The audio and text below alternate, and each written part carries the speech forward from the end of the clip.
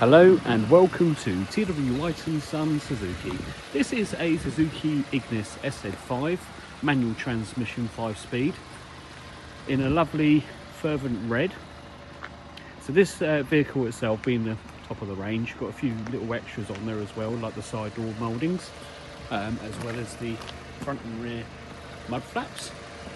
Lovely black alloy metallic wheels there. Front LED running daylights with the projector headlights, fog lights, and then just in the top there is your dual sensor control, so that controls the car for the radar brake and the adaptive cruise control. So this being an SZ5, little extras with the indicators on the mirrors there and the keyless entry back button on the door there, so it would only be on the driver's and passenger front doors and on the boot. So first inspection on the driver's door. So we're bringing you on the inside, so there's no marks or scratches or anything like that, or any disagreeable odours. It's actually in fantastic condition. So this does have the front and rear electric windows with mirror adjustments. Then we'll take you to the offside rear passenger door. Again, no marks or scratches on there. And then bring you to the rear passenger side. Again, fantastic condition. So this has got the black cloth with designer cloth in the centre there with Isofix, which this also means that it will have over the top tether. So if you've got kids or if you've got grandchildren, you can put kid seats in the back here. So a nice deep open boot here with 50-50 split seating, which if you need to, you've got two options here. You can either just slide the seats forward and back, or you can tilt them up just a little bit just to give yourself a bit more space if you need that extra in the boot. Something that most hatchbacks don't actually come with nowadays. It doesn't come with a spare wheel. These will come with a pump kit only, but you can have the option to put a spare wheel in. So you've got the reverse camera right there. It's just situated just above the number plate there. As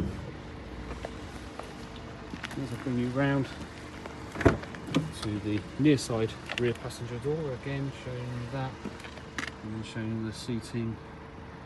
Again, no marks or scratches or anything on that whatsoever. You may notice that the design on the side of the Ignis as well, these three lines here, they were originally on the WizKid, which is obviously one of the earlier Suzuki models, so they've taken that from that model and put it on here. Near side front passenger door, and bringing you around to the interior. Again, just very minor creasing there, but nothing that you wouldn't expect in a 4-year-old vehicle. So this customer that had previously, so it is one previous owner, has input the red interior as well as the rubber inserts, which you'll find on the inside of the door handle itself, the centre column there, and obviously coming back here as well. So these are optional extras to add in there. So that does come in the car with full set of mats front and rear. So I'm just going to bring you round to the driver's side and I'll take a seat and I'll show you a few of the electronics on the side here. So let me just get comfortable.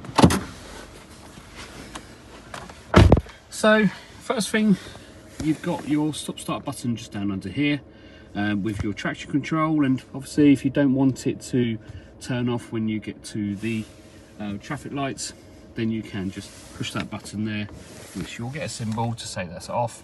If not, you can just leave it as standard. So you have to push and hold that down.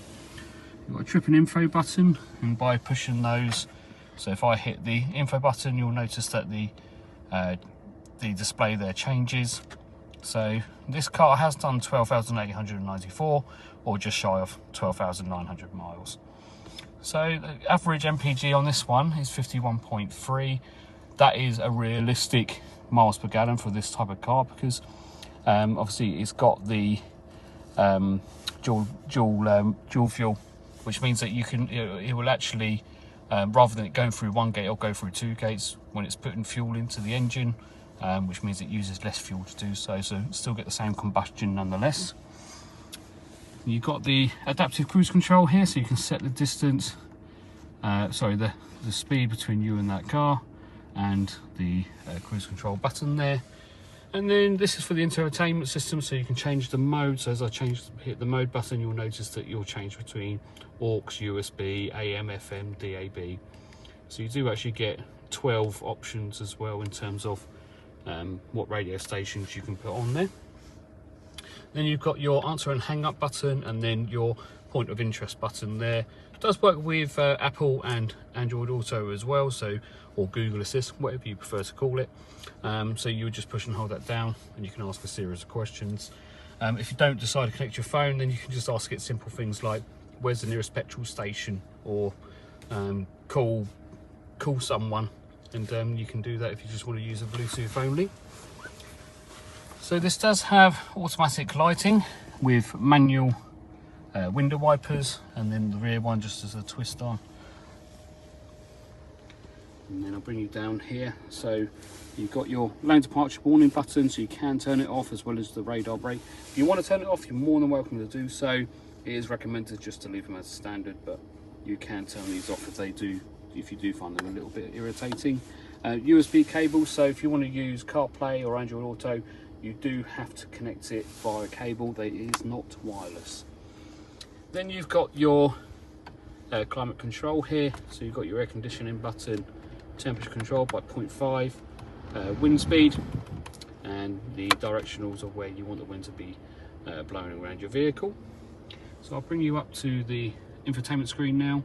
So this is, as I shown you just a minute ago, got AM, FM, DAB radio with optional for USB and aux cable as well. So the aux is also next to the USB section, so if you've got like an old iPod, you can still connect that in there. So if I just hit that home button, you've got Bluetooth. You have got built-in satellite navigation. Now, this doesn't give you live traffic information. It does tell you what the speed limit is on that road though, which is a good thing.